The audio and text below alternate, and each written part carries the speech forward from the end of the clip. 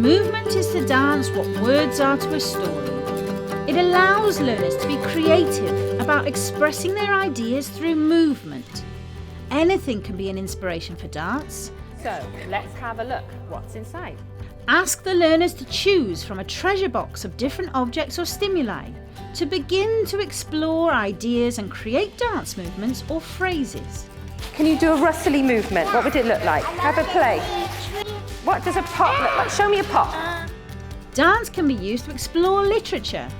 Ask the learners to interpret key moments in a story you're reading and enjoy the creative ideas they come up with. You could ask them to use dance to represent the emotions a character feels at a key point in the narrative, or be more literal and take actions in the story as the starting point for some choreography. So, it's quite simply a hop and a skip and a jump, jump, jump.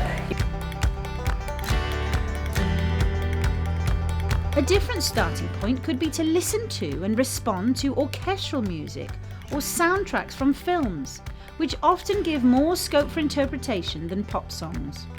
Ask the learners to describe what they feel or what the music makes them think of before devising movements to go with the music.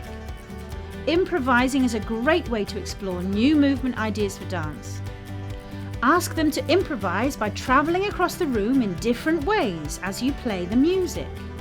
Once they've explored some improvisation ideas, they can choose the most effective to begin to create a movement phrase or motif.